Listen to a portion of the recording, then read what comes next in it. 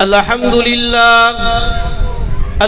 لله نحمده ونستعينه ونستغفره ونؤمن به ونتوكل عليه ونعوذ بالله من شرور أنفسنا ومن سيئات أعمالنا من يهده الله فلا مضل له ومن يضلله فلا هادي له ونشهد أن لا إله إلا الله وحده لا شريك له ونشهد أن سيدنا ومولانا محمدا عبده ورسوله الذي أرسل بالحق بشيرا ونذيرا أما بعد فأعوذ بالله من الشيطان الرجيم بسم الله الرحمن الرحيم يا أيها الذين آمنوا إنما الخمر والميسر والأنصاب والأزلام رجس من عمل الشيطان فاجتنبوه لعلكم تفلحون وقال النبي صلى الله عليه وسلم يضربوا في الخمر بالنعال والجريد أو كما قال عليه الصلاة والتسليم إن الله وملائكته يصلون على النبي يا أيها الذين آمنوا صلوا عليه وسلموا تسليما اللهم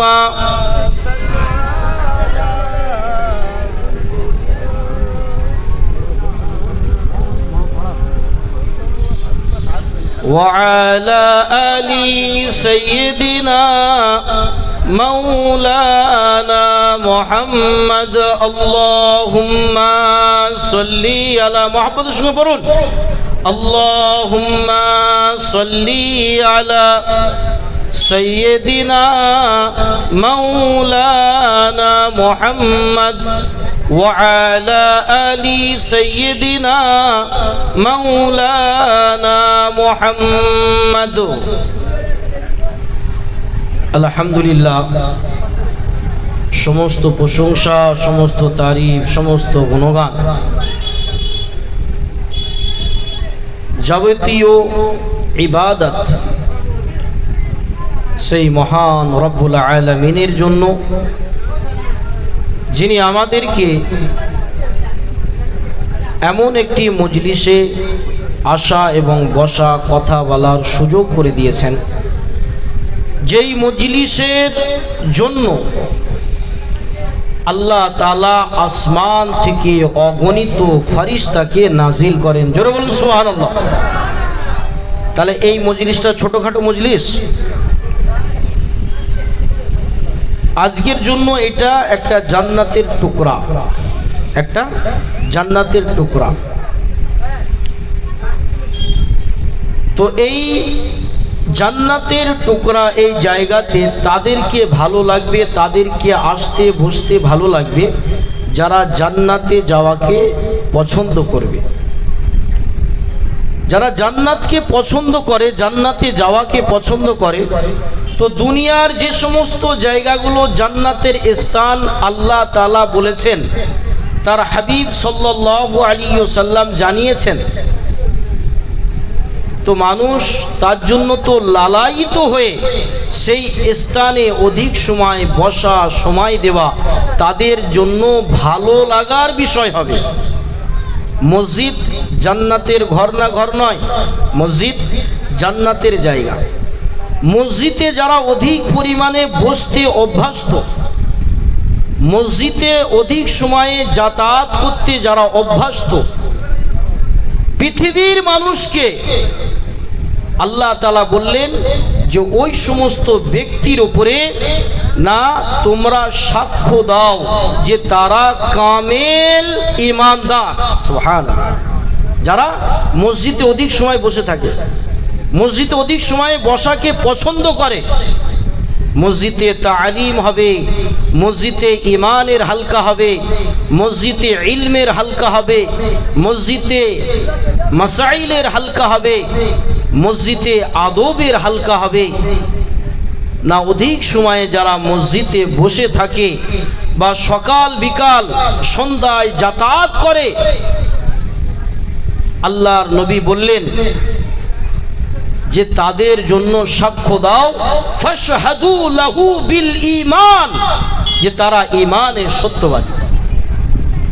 তো ঠিক তেমনি ভাবে যেখানে আল্লাহর আলোচনা হয়, তার রসুলের প্রতি দরুদ পড়া হয়, তিনার প্রশংসার আলোচনা করা হয়, তো সেটা জান্নাতের স্থান। সেটা কিসের স্থান? জান্নাতের স্থান। আপনারা আমার দিকে মনোযোগী হন, যত কটা লোক আছেন, অল্প সংখ্যক লোক মানুষ আছেন, আমার সঙ্গে আপনারা যদি কথা ভালোভাবে শোনেন তাহলে বুঝতে পারবেন। আজকে সারা জীবন মানুষ ওয়াজ শুনছে, কিন্তু ওয়াজ মানে তার জীবনেতে মূল্যায়ন করতে পারছে না। কেন বলুন তো? আপনাদের মসজিদে প্রত্যেক জুমার দিনে ইমাম সাহেব বক্তব্য করে। এখন সোশ্যাল মিডিয়ার জামানা, ফোনেতে বিভিন্ন ইউটিউবে কত ধরনের বক্তা আছে, বক্তব্য শুনছে। কিন্তু এই যে শোনা হচ্ছে, বক্তব্য শোনা হচ্ছে, ওয়াজ যে শোনা হচ্ছে, এটাকে যদি বুঝে শুনতাম, যদি এইদিকে মনোযোগ হন, বক্তা যখন স্টেজে কথা বলে কি বলে? বলো কালেমা লা ইলাহা, অর্ধেকটা আমি বলবো, অর্ধেকটা আপনারা বলবেন, তবেই তো শ্রোতার বক্তা যে মনোযোগী বোঝা যাবে, হ্যাঁ কি না? বুঝতে পারছেন? একটু আপনারা সামনের দিকে চলে আসুন, তো সামনের দিকে চলে আসুন, সামনের দিকে চলে আসুন, সামনের দিকে চলে আসুন। যারা মাইকের আওয়াজ শুনতে পাচ্ছ, অযথা ঘোরাফেরা না করে মজলিসের মধ্যে চলে আসো। কলেমা জিকির করেন, লা ইলাহা ইল্লাল্লাহ, লা ইলাহা ইল্লাল্লাহ, লা ইলাহা ইল্লাল্লাহ, মুহাম্মাদুর রাসূলুল্লাহ, আল্লাহুম্মা সাল্লি আলা সাইয়্যিদিনা মাওলানা মুহাম্মদ وعلى آل سيدنا مولانا محمد। তাহলে কি বলছিলাম? যে ওয়াজ আমরা সারা সপ্তাহ, একটা সপ্তাহ দিনে মসজিদে ইমাম সাহেবের মুখ থেকে শুনছি, জুম্মার দিনে ওয়াজ শুনছি, ফোনের মাধ্যমে আমরা বিভিন্ন জায়গায় যাচ্ছি, ওয়াজ শোনার অভাব নেই। আছে কি? ওয়াজ শোনার অভাব আছে? ওয়াজ শোনার অভাব নেই, কিন্তু এই ওয়াজ শুনে মূল্যায়ন কেন করতে পারি না? না, ওয়াজকে বুঝে শুনি না। বুঝতে পারছেন? বুঝতে পারছেন, হ্যাঁ কি না বলুন না? যে ওয়াজ বুঝে শুনি না, শুনতে হয় কানের মজা। ও কি বক্তা এসেছিল, কি সুর দিয়ে কথা বলে, কি কত ঘটনা জানে, কি বলেছে একটু বল, আর মনে নেই, সব ওখানে রেখে দিয়েছে। তো আমাদেরকে ওয়াজ শুনতে হবে, বুঝে শুনতে হবে, তবে তার মূল্যায়ন করা, তবে আমাদের দিলেতে লাগবে। মেয়ের বিবাহ হয়েছে, ভালো করে শুনুন, মেয়ের বিবাহ হয়েছে, তো শ্বশুর বাড়ি থেকে মেয়েকে যখন ফোন করা হয়, মেয়ের বাপ মা যখন ফোন করে, তো ফোন করে জিজ্ঞাসা করে যে জামাই বাবাজি কেমন আছে। কি বলে? জামাই বাবাজি কেমন আছে। একটা মাধুর্য, একটা ভালোবাসার বাক্য না? নাই, ভালোবাসার বাক্য এর মধ্যে আছে যে জামাই বাবাজি কেমন আছে, খোঁজ খবর নাই। যখন জামাই বাবাজি শ্বশুর বাড়ি আসবে, জামাই বাবাজি যখন শ্বশুর বাড়ি আসবে, তো রাস্তায় ঘন ঘন ফোন করে যে জামাই বাবু আর কতটুকু বাকি আছে। যখন জামাই শ্বশুর বাড়িতে আসলো, তো শ্বশুর আব্বা আর শাশুড়ি আম্মা জামাইকে জামাই বাবাজি, জামাই বাবু, জামাই বাপ, আমার আব্বা জান বলে সম্বোধন করে না করে না? কিন্তু একদিন ওই জামাইকে বলেছে, দেখেছো কত বড় ছোট লোকের বাচ্চা। কি বলেছে জামাইকে? কি বলেছে? যে দেখেছো জামাইটা কত ছোট লোকের বাচ্চা, কত হারামির বাচ্চা। জামাই কিন্তু এটা মনে রেখেছে। এতদিন ধরে জামাইকে সম্বোধন করে শাশুড়ি আম্মা, শ্বশুর আব্বা, বাবাজি, বাবাজান বলেছে, এই মাধুর্যর মূল্যায়ন কোনোদিন হয়নি। কেন? বুঝে শোনেনি। বুঝতে পারছেন কথা আমার? বুঝে শোনেনি। আর যখন জামাইকে একবার ছোট লোকের বাচ্চা বলেছে, হারামির বাচ্চা বলেছে, তো জামাই এটা মনে রেখে আর কোনোদিন শ্বশুর বাড়ি যায়নি। কেন? সেটা বুঝে শুনেছে। বুঝে শুনেছে বলে তার প্রভাবটা তার দিলের মধ্যে পড়েছে। তো ঠিক তেমনি ভাবে প্রত্যেক সপ্তাহে আমরা বক্তব্য শুনি, ফোনেতে বক্তব্য শুনি, বড় বড় আলেম ওলামাদের বক্তব্য, তাকরীর, ওয়াজ শুনি, কিন্তু বুঝে শুনিনি। যদি বুঝে শুনতাম, বুঝে যদি শোনা হতো, আর আজকের এই জলসা যদি বুঝে শুনি, তো মসজিদের ইমাম সাহেব এবং মুসল্লিগণকে জিজ্ঞাসা করলে প্রমাণ হয়ে যাবে যে আজকে শনিবার জলসা হয়েছে। আজকের দিনের মসজিদে নামাজি যতজন ছিল তার থেকে বেড়ে যাবে, তার থেকে বেড়ে যাবে। তাহলে মনে করতে হবে যে ওয়াজ বুঝে শুনেছে, নালে কানের মজা নিয়েছে। বাহ বাহ, কি সুন্দর গলা, কি সুন্দর কাহিনী, কি দামি বক্তা, কত দূর থেকে এসেছিল। না, সব শেষ। কানের মজা হবে, কানের মজা হবে, ভালো লাগবে, কিছু সওয়াব নেকি পেয়ে যাব, কিন্তু ফায়দা হবে না। তাহলে বুঝে শুনবো ইনশাআল্লাহ, বুঝে শুনবো ইনশাআল্লাহ। তো আজকে একটু নতুন কথা বলবো, নতুন আসলেও নয়, পুরাতন কথা। তো আমাদের কাছে হয়তো নতুন মনে হতে পারে। আজকে গ্রামগঞ্জে সমস্ত রকমের অপরাধের মাত্রা বেড়ে গিয়েছে, সমস্ত গ্রামগঞ্জে। হয়তো এই গ্রামে নেই, আমাদের ওইদিকে আছে।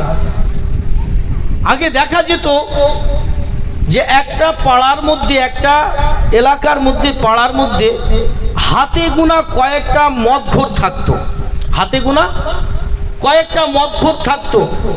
বলে দিত যে সে মদ খায়, ও মদ খায়, নাম ধরে বলে দিত এই 4-5টা। কিন্তু এখন মদখোর সংখ্যা বেড়ে গেছে না কমে গেছে? বেড়ে গেছে। আগে পাড়া গ্রামে গঞ্জে দেখা যেত যে গাঁজাড়ি দুটো একটা, যে ওর চাচা, ওর মামা, এর নানা, ব্যাস কয়েকটা। কিন্তু এখন সমস্ত গ্রামগঞ্জে গাঁজা বেড়ে গেছে না কমে গেছে? সব গাঁজা খাচ্ছে। এখন গ্রামগঞ্জের পাড়ার দোকানেতে না গাঁজা ভরার মাল পাওয়া যাচ্ছে। বুঝতে পারছেন তো? গাঁজা ভরার মাল পাওয়া যাচ্ছে। তাহলে ছোট ছোট বাচ্চা থেকে শুরু করে জওয়ান, বৃদ্ধ, গাঁজাখোর আর শরাবখোর, মদখোর, এর সংখ্যা বেড়ে গিয়েছে। আর জুয়া কমে গেছে না বেড়ে গেছে? জুয়া এখন বেড়ে গিয়েছে। আগে কয়েকটা জুয়ার মধ্যে সীমাবদ্ধ থাকতো, যে তাস খেলা, লুডু খেলা, ক্যারাম বোর্ড খেলা আর ইত্যাদি কয়েকটা খেলা ছিল। এখন অফলাইনেও খেলা হচ্ছে জুয়া, আর অনলাইনেও খেলা হচ্ছে জুয়া। হচ্ছে না? হয় না? তাহলে জুয়া বেড়ে গেছে না কমে গেছে? জুয়া প্রচুর পরিমাণে জুয়া হচ্ছে। আর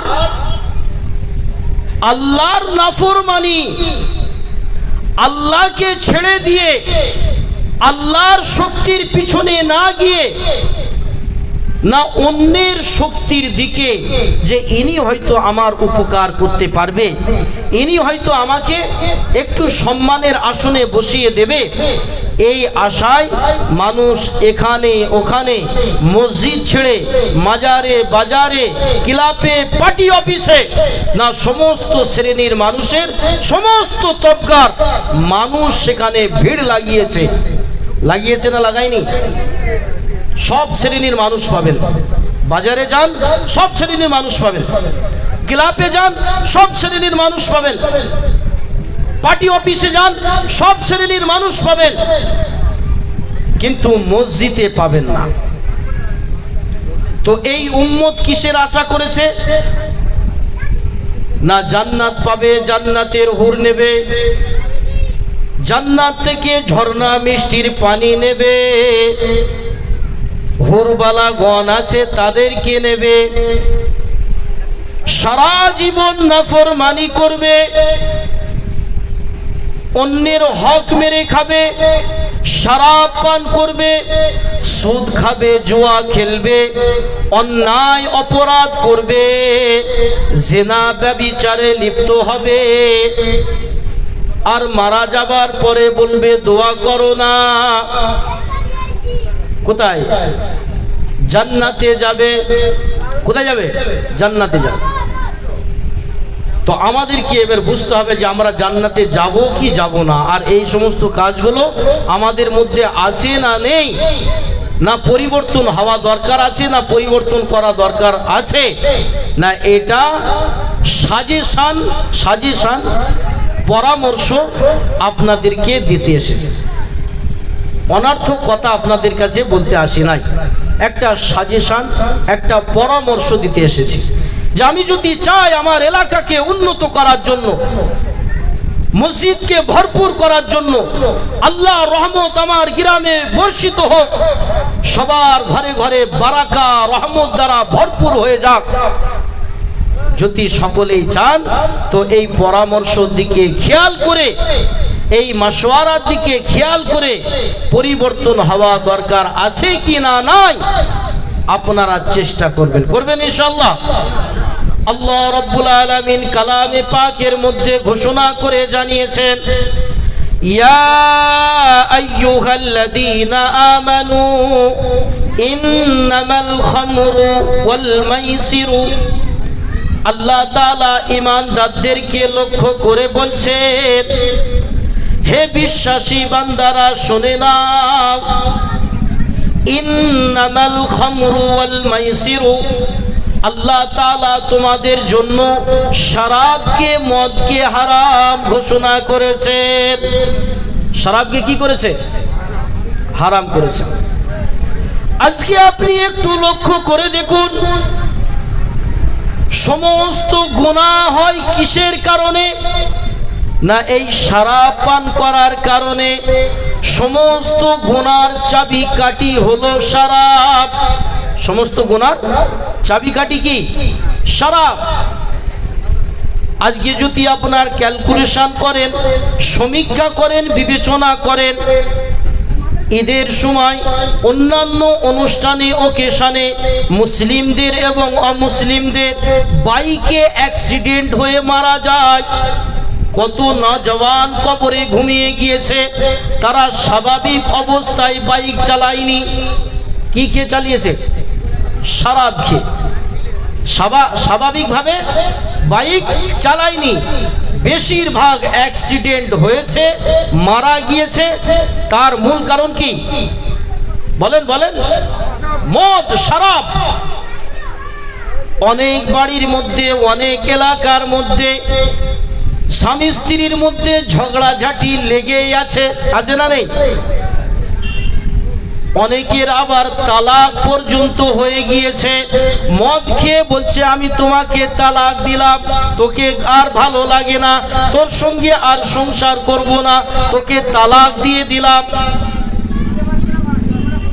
ওলামায়ে ইকরাম বলছেন, কোন ব্যক্তি যদি শরাব পান করেও তার বিবিকে তালাক দিয়ে দেয়, তো শরাব খাওয়া অবস্থায়, পান করা অবস্থায় তার বিবি তালাক হয়ে যাবে, তার বিবি তালাক হয়ে যাবে।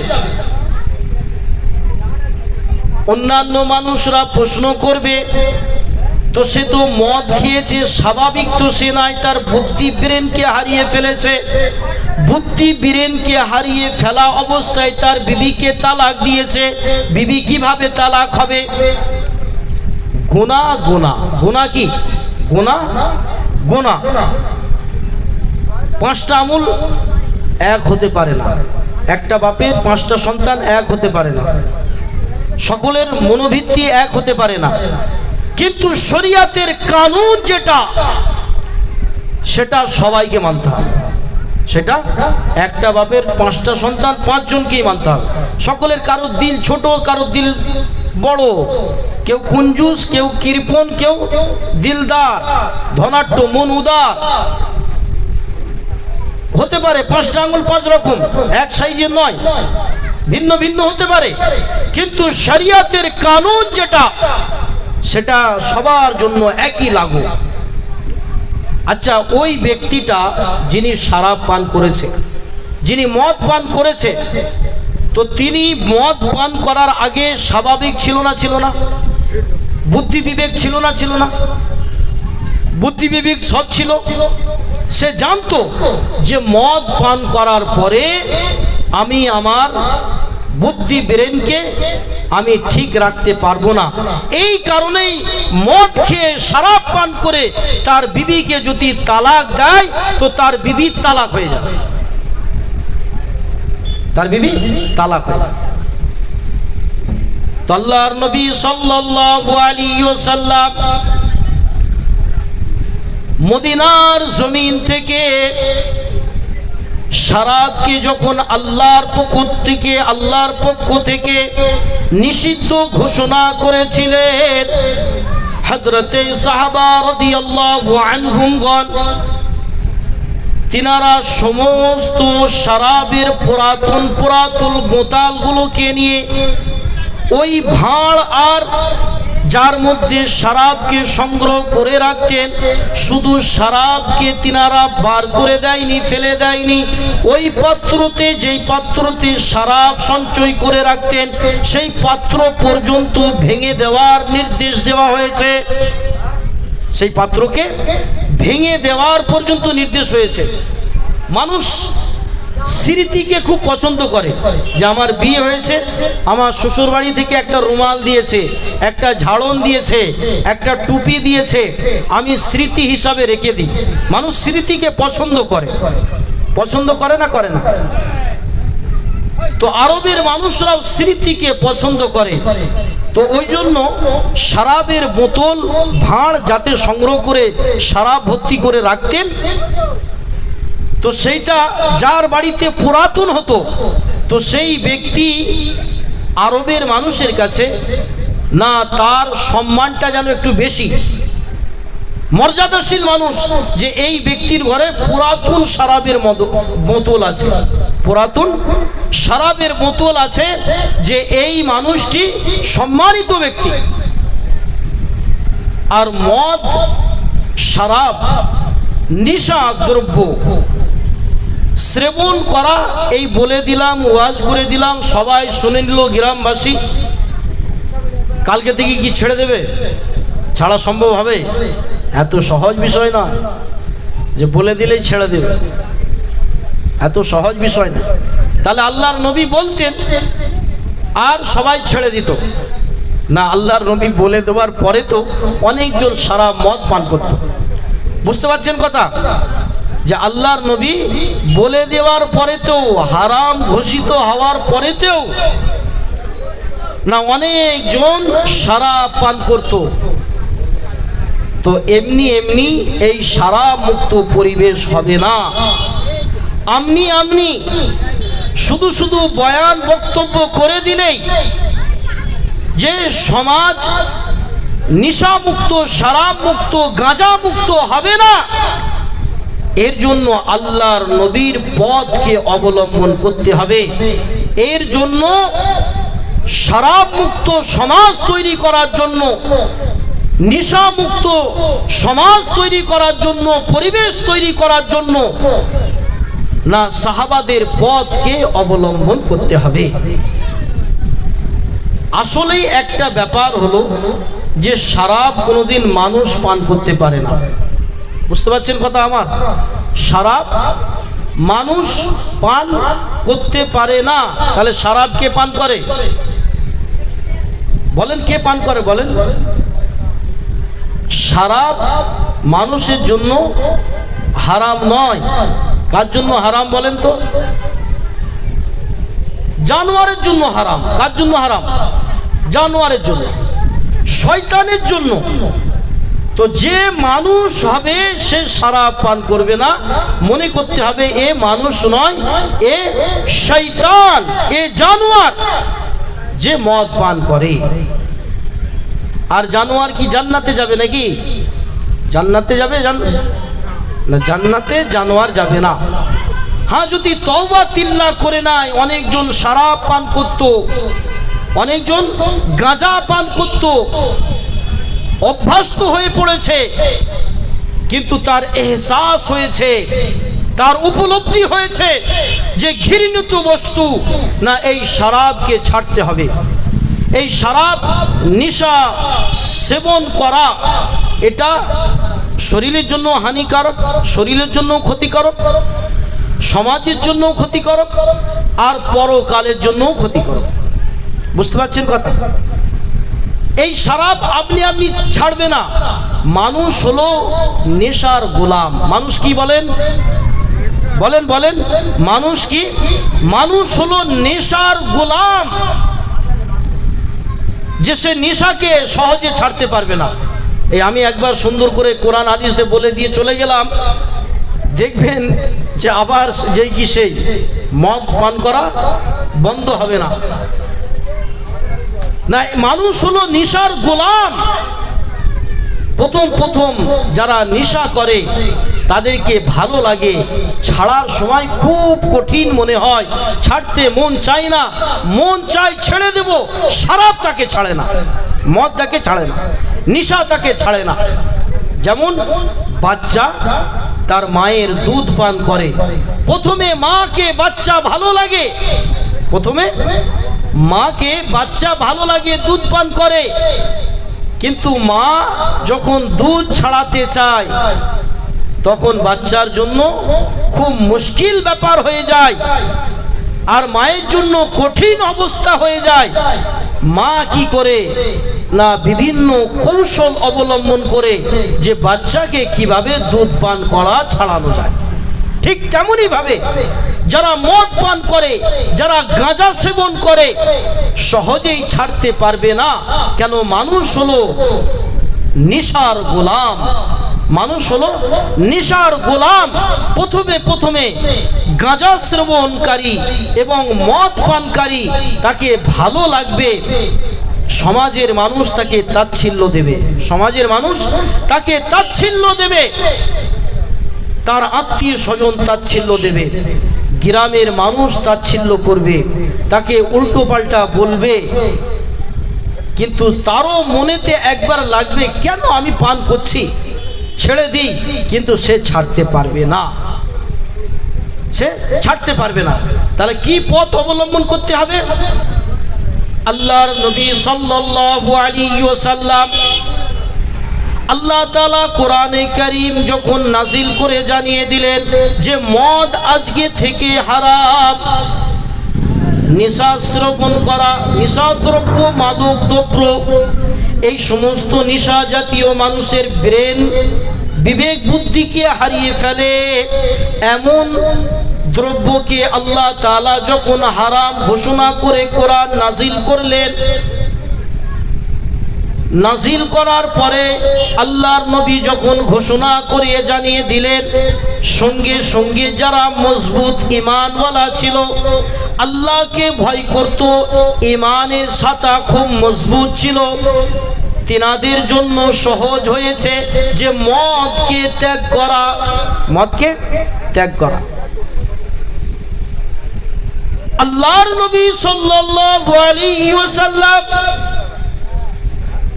নেশামুক্ত সমাজকে তৈরি করার জন্য, পরিবেশকে তৈরি করার জন্য, প্রতিষ্ঠিত করার জন্য আল্লাহর নবী কানুন বানিয়ে দিলেন যে যারা মদ পান করবে, শরাব পান করবে, যারা এই নেশাগ্রস্ত হবে তাদেরকে ধরে নিয়ে আসা হবে, শাস্তিরূপ তাদেরকে 40 ঘা আঘাত করা হবে। 40টা বেত্রাঘাত করা হবে। কটা? 40টা বেত্রাঘাত করা হবে। আল্লাহর নবী সাল্লাল্লাহু আলাইহি ওয়াসাল্লামের কাছে একজন সাহাবা একজন মদ্যপানকারীকে নিয়ে এসেছেন। ইয়াদরিবু ফিল খামরি, একজন নেশাড়িকে, শরাবীকে, মদখোরকে আল্লাহর নবীর কাছে নিয়ে আসা হয়েছে। আল্লাহর নবী তিনার বাড়ি থেকে, তিনার ঘর থেকে খেজুরের ডাল চাইলেন, ডাল, চাঁচা পাতা, চাঁচা ডাল।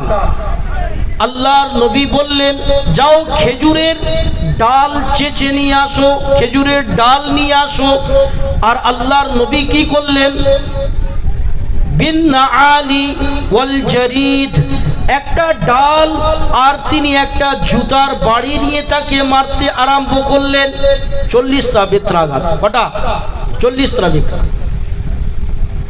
এমনই ভাবে হযরতে উমরে ফারুক রাদিয়াল্লাহু তাআলা আনহুর জামানাতে কোন ব্যক্তি যদি শরাব পান করে মাতলামি করত, শরাব পান করত, বাড়িতে অশান্তি করত। আজকে মদখোরদেরকে দেখেছেন তো, 10 টাকার মদ খেয়ে মনে করেছে যে পুরো বার ভগতপুরকে আমরা কিনে নিয়েছি, পুরো রোড যেন ওর বাপের, রোড ওর বাপের। জওয়ানির গরম দেখাচ্ছে, মোটরসাইকেলের এমন রেস টানছে যেন মনে হয় রোডটা ওর বাপ তৈরি করে গেছে, রোডটা ওর নানা তৈরি করে দিয়ে গেছে মনে হয়। জওয়ানির গরম, এই জওয়ানির গরম কোনো কাজে আসবে না। তুমি যদি 7 বার পায়খানা করে ফেলো বিছান থেকে উঠতে পারবে না, হ্যাঁ কিনা বলেন? যদি 10 বার পায়খানা করে ফেলে বিছান থেকে উঠতে পারবে না।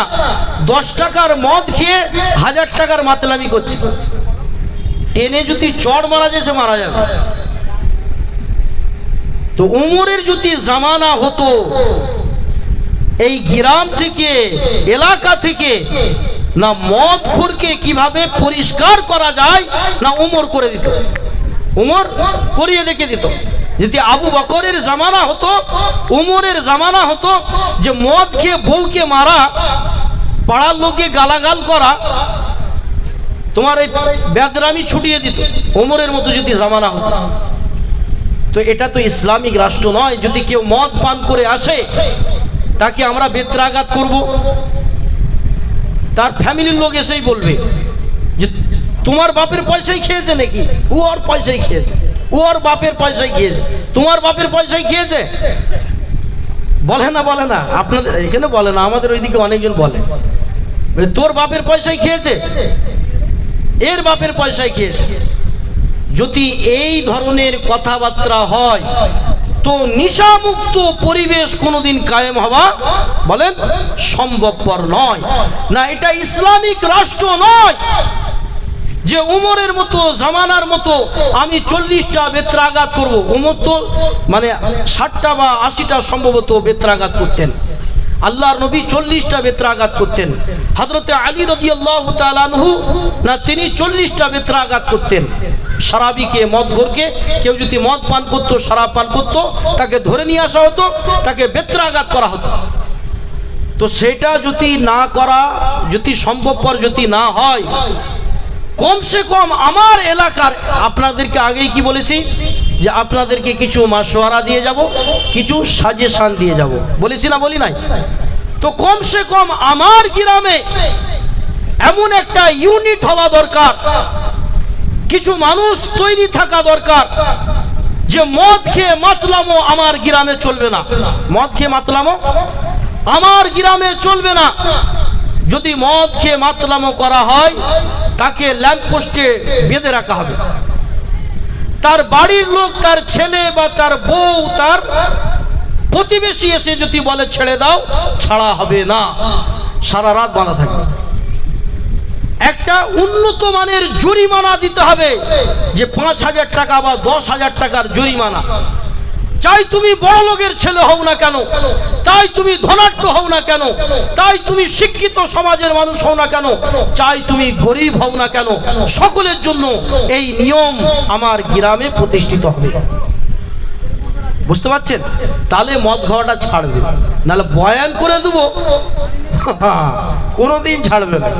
বয়ান করে দিলে কোনোদিন ছাড়বে না। গাঁজা, বাচ্চা বাচ্চা ছেলেরা গাঁজা খাচ্ছে, বুঝতে পারছেন? নতুন জেনারেশন, তারা প্রত্যেকটা ওকেশনে, কারোর বিয়ে হবে বা কোনো অনুষ্ঠান হবে, সে তাকে আদর করে বলছে, ভাই তোর বোনের বিয়ে, আজকে মদ খাওয়াবি নি? তোর বোনের বিয়ে, আজকে মদ খাওয়াবি নি?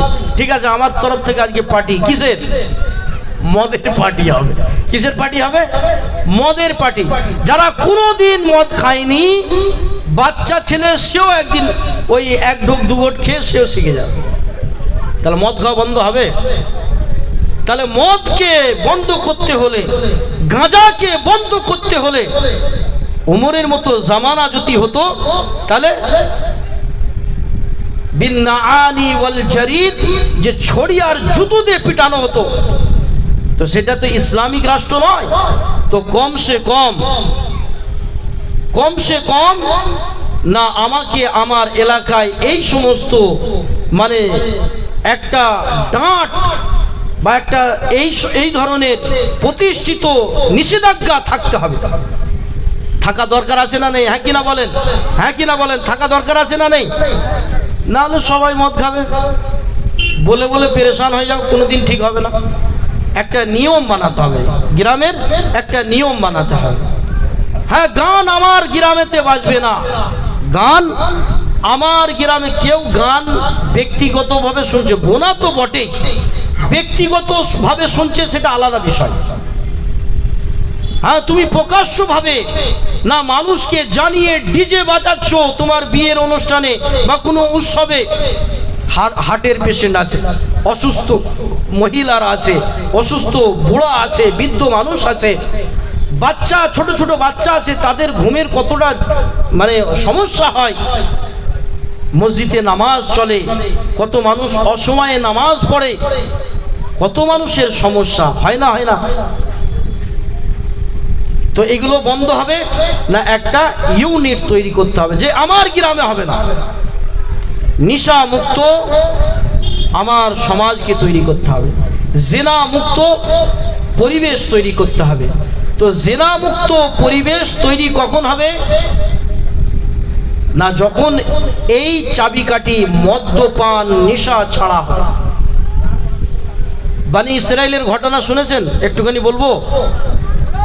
আল্লাহর নবী সাল্লাল্লাহু আলাইহি ওয়াসাল্লাম বলছেন, বনি ইসরাইলের জামানাতে ওই সময় একটি রাজা একটা ধার্মিক মানুষকে, বুজুর্গ মানুষকে ধরে নিয়ে এসেছে। তাকে বলছে, তোমার প্রাণ ভিক্ষা দেওয়া হবে, তোমাকে প্রাণ ছেড়ে দেওয়া হবে, প্রাণে মারা হবে না, ছেড়ে দেওয়া হবে যদি তুমি কি করো, এই মহিলার সঙ্গে ব্যভিচারে লিপ্ত হয়ে যাও। সে আল্লাহওয়ালা মানুষ, সে ব্যভিচার করবে? বললো, না বাবা, এই তো বিরাট গুনাহ, জিনা ব্যভিচারে লিপ্ত হওয়া যাবে না। বললো, একটু শুকরের মাংস আছে, খাও না। বললো, শুকরের মাংস কি হারাম? তো শুকরের মাংস খাও, সেটাও হবে না। তারপরে বলা হলো, এই বাচ্চাটা দেখতে পাচ্ছ, একে কতল করে দাও, খুন করে দাও, হত্যা করে দাও। সে বলল, মারাত্মক গুনাহ, কাউকে হত্যা করে? 3টে জিনিস তার দ্বারা হলো না। ওই ধার্মিক মানুষ, ওই বুজুর্গ মানুষের দ্বারাতে শুয়োরের মাংস খাওয়া, জিনায় লিপ্ত হওয়া আর হত্যা করা, এই 3টা অপরাধ তিনি করতে পারলেন না। তাকে 4 নম্বর অপশন দেওয়া হলো, যে ওখানে শরাব রাখা আছে, একটু পান করে নাও, তোমার প্রাণ ভিক্ষা দিয়ে দেওয়া হবে, তোমাকে প্রাণে ছেড়ে দেওয়া হবে, বাঁচিয়ে দেওয়া হবে। তো তিনি চিন্তা করলো যে প্রাণ তো বাঁচাতে হবে। মদটা হালকা মনে করে খেয়ে নিয়েছে, মদটা হালকা করে পান করে নিয়েছে।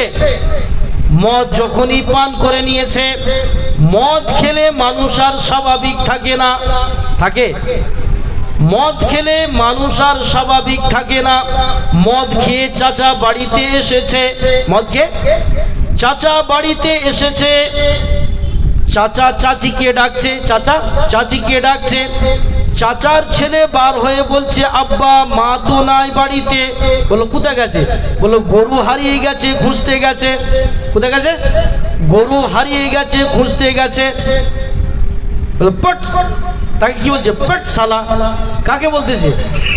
ছেলেকে বলতেছে, ছেলেকে বলতেছে, বাপ বলতেছে, ছেলে বলতেছে, বাপ তুমি তো, আমি তো তোমার ছেলে। গরু হারালে অমন হয়, গরু হারালে অমন হয়।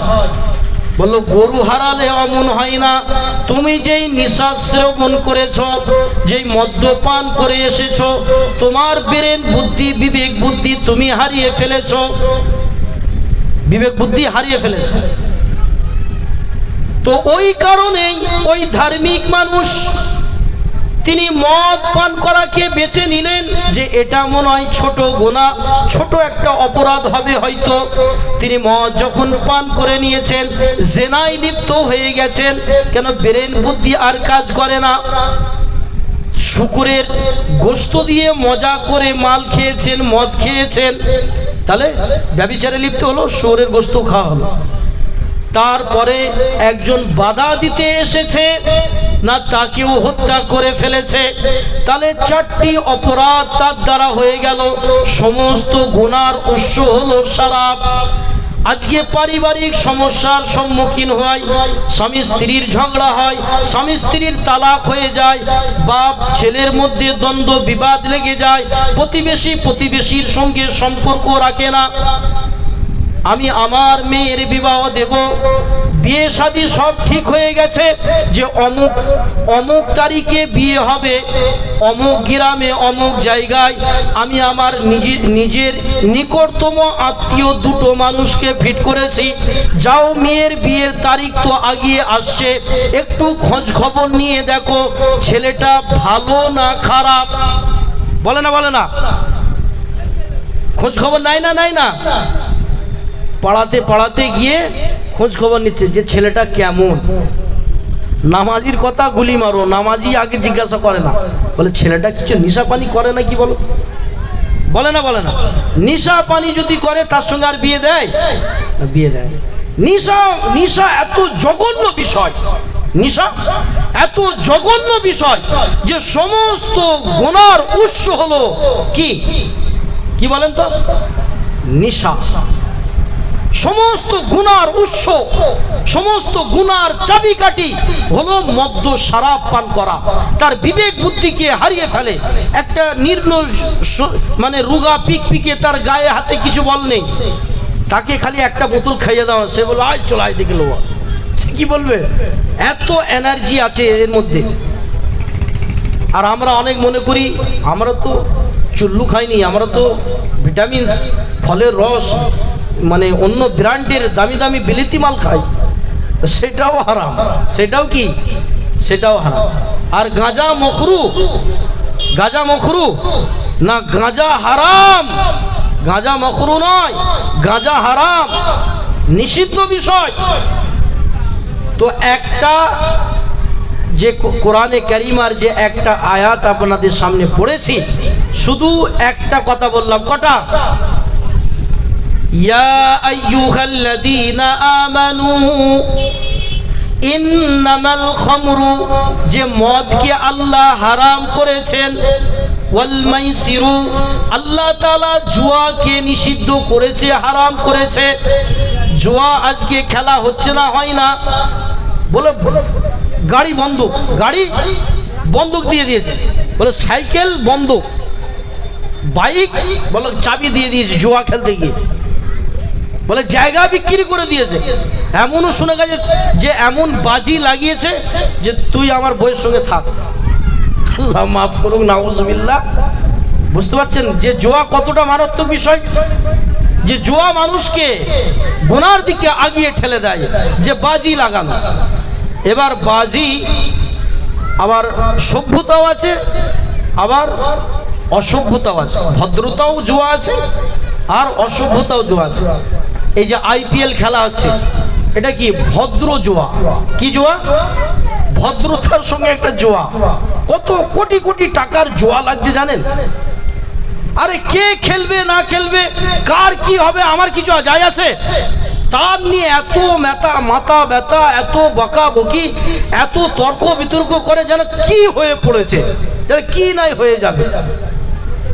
সব থেকে আমাদের দেশের ক্ষতি করেছে এই ক্রিকেটাররা আর ফিল্মের আর্টিস্টরা আর রাজনৈতিক দলের লোকেরা। সব থেকে সমাজের ক্ষতি করেছে কারা? এই ক্রিকেটাররা নজওয়ানদেরকে ক্ষতি করেছে। আর না ফিল্মের আর্টিস্ট যারা হিরো নায়িকা, তারা সমাজকে বরবাদ করেছে। আর কারা করেছে? কিছু শ্রেণীর রাজনৈতিক দলের নেতা গোছের মানুষরা। এরা পুরো সমাজকে শেষ করে দিয়ে, এরা দেশের জন্য কিচ্ছু করে না, যুবকদের জন্য কিচ্ছু করে না, মহিলাদের জন্য, তাদের সুরক্ষার জন্য স্বাস্থ্য চিকিৎসা রোজগার কিচ্ছু করেনি। এরা খালি বরবাদ করেছে। কি করেছে? বরবাদ করে দিয়েছে এদের। তো এটা এই খেলাগুলো কি না, এগুলো একটা ভদ্র জুয়া, সভ্য জুয়া। এটা থেকেও বাঁচতে হবে, এটা থেকেও বাঁচতে হবে। আর যেগুলো প্রকাশ্য জুয়া, একদম ঘৃণিত, আমরা দেখি কি তাস, একদম ঘৃণিত জুয়া। আরো যে সমস্ত যাতেই বাজি লাগাবেন মানে সেইটাই জুয়া হয়ে যাবে, কোনো খেলাধুলা বিভিন্ন ইত্যাদি। আর তারপরে হলো ওয়াল আনসাবু, যে এখন ভাগ্য গণনা করা হয়। ওয়াল আজলামু, যে দেব দেবীর পূজা করা। এটা যারা করে, যারা অমুসলিম, তাদের সঙ্গে আমাদের কোনো বিরোধিতা, তাদের সঙ্গে আমাদের কোনো কিছু নয়।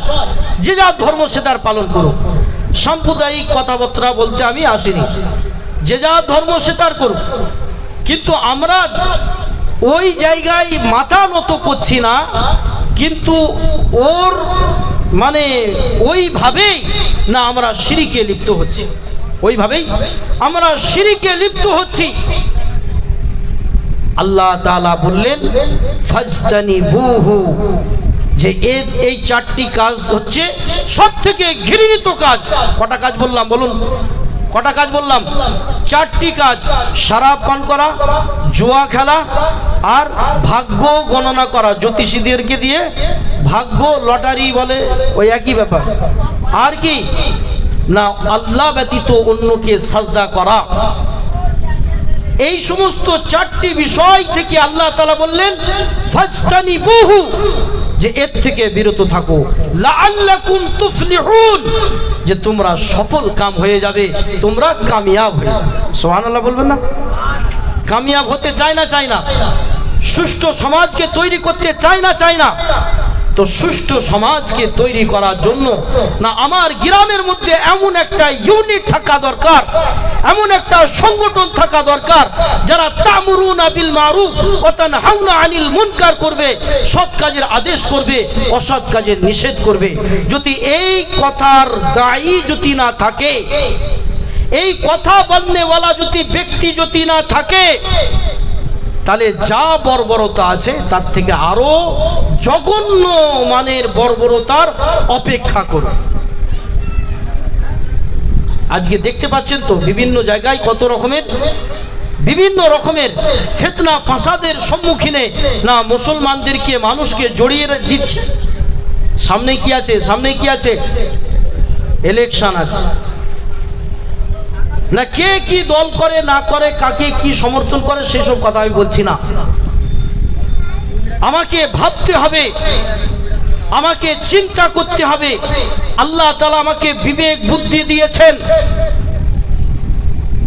যে যা পরিস্থিতি আছে এর থেকে ভয়ানক পরিস্থিতি না তৈরি হয় না, তাকে আমাকে সমর্থন করতে হবে। আজকে মুসলমানদের দরদি অনেকবার হয়েছে, এখন মুসলমানদের দরদি অনেকবার হয়েছে যে আমরা মুসলমানদের সাথে আছি, তুমি কেমন সাথে আছো আমাদের জানা হয়ে গিয়েছে, যে তোমরা আমাদের সাথে কেমন আছো আমরা জেনে গিয়েছি। না আমরা ওই সমস্ত উত্তরপ্রদেশের মতো, বিহারের মতো, আরো ওই সমস্ত মানে ওই বিজেপি শাসিত রাজ্যর মতো না, আমরা আমাদের বাংলাকে করতে চাই না। দাড়িওয়ালা টুপিওয়ালাকে দেখলে গা চুলকানি লাগে, তাকে জয় শ্রীরাম বলিয়ে আল্লাহু আকবারের ধ্বনির জায়গায় জয় শ্রীরাম বলানো হয়। এই পরিবেশ কি আমাদের বাংলা জমিনে আমরা চাই না? চাই না, কোনোদিনের জন্য চাই? মসজিদকে ভাঙা হবে, মসজিদের মাইকে খুলিয়ে দেওয়া হবে, হিজাব পরে বোরকা পরে মহিলা স্কুল কলেজে যেতে পারবে না, তার প্রতিবন্ধক সৃষ্টিকারী না এই বিজেপি শাসিত রাজ্য, মানে বিজেপি শাসিত সরকারকে এই রাজ্যে আমরা কি আনতে চাই? না, আমরা কোনোদিন চাই না। এরা কোনোদিনের জন্য মঙ্গল এবং কল্যাণ বয়ে নিয়ে আসতে পারে না। এরা কোনোদিনের জন্য মঙ্গল এবং কল্যাণ বয়ে নিয়ে আসতে পারে না। যারা এক তরবার কথা বলে সাম্প্রদায়িক, চাই সেই মুসলমান হোক, চাই সেই হিন্দু ধর্মের মানুষ হোক, যে এক তরফার কথা বলে না, বাংলার মানুষ তাদের সঙ্গে থাকতে রাজি নয়। আল্লাহ নবী সাল্লাল্লাহু আলাইহি ওয়াসাল্লাম বলেছেন, যখন নামাজের মধ্যে দাঁড়াবে, দেখতে যদি পাও যে তোমার সামনে সাপ এবং বিছে তেড়ে আসছে, যে তোমাকে ছবল মারতে, তো তুমি নামাজ রত অবস্থায় আছো, নামাজকে আগে ছেড়ে দাও, আগে সাপকে মারো, আগে বিছেকে মারো, তারপরে নামাজিকে বাকি রাখো, মুসল্লিকে বাকি রাখো, মসজিদকে বাকি রাখো, মাদ্রাসাকে বাকি রাখো, মুসলমানকে বাকি রাখো, পর্দাকে বাকি রাখো। তো ওই সমস্ত সরকার না, তারা হলো ওই বিষাক্ত সাপের মতো। আমার মসজিদকে বাকি রাখার জন্য, নামাজিকে বাকি রাখার জন্য, পর্দাকে বাকি রাখার জন্য, সমাজকে বাকি রাখার জন্য দাঙ্গা ফাসাদ জর্জরিত মানুষকে বিপদের সম্মুখে ঠেলে না দিয়ে না, যা ভয়ানক পরিস্থিতি এই সময় আছে, এর থেকে ভয়ানক পরিস্থিতির পরিকল্পনা করে তারা আজকে আমাদের সমস্ত জায়গায় ঘুরে বেড়াচ্ছে। কিন্তু তাদের থেকে আমাকে বাঁচতে হবে, তাদের থেকে আমাকে বাঁচতে হবে। তো আমি শুধু কোনো পার্টির নাম ধরেছি, শুধু একটা পার্টির নাম ধরেছি, বুঝতে পারছেন তো?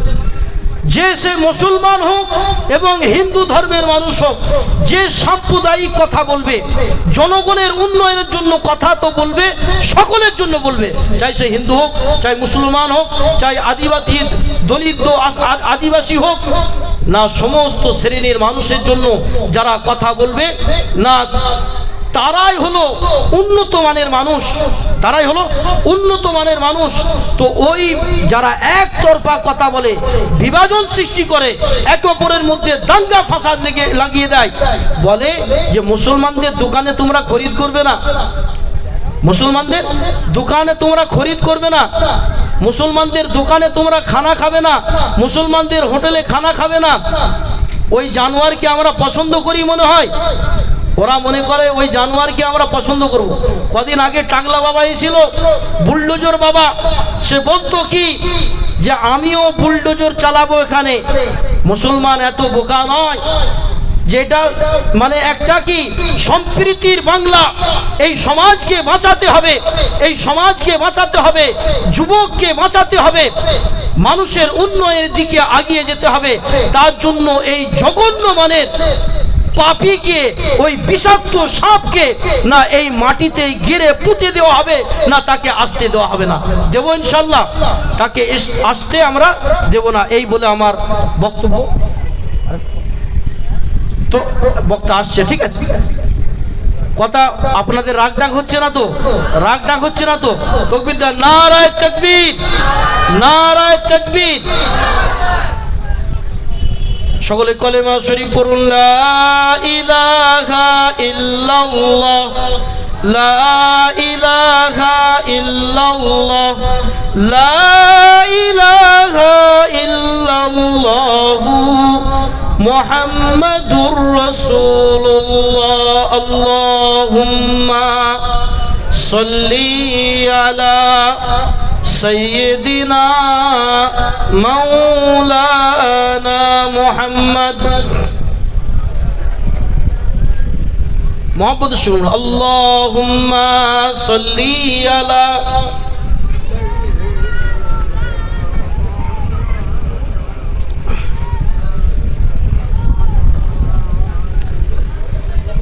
सबसे प्यारा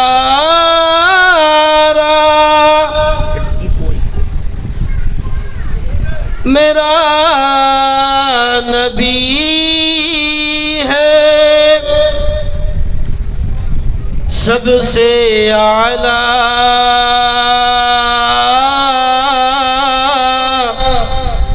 मेरा नबी है।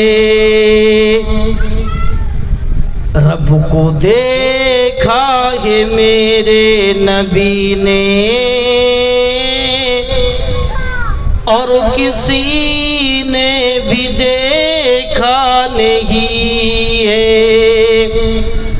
सबसे पर्दा है मेरे खुदा का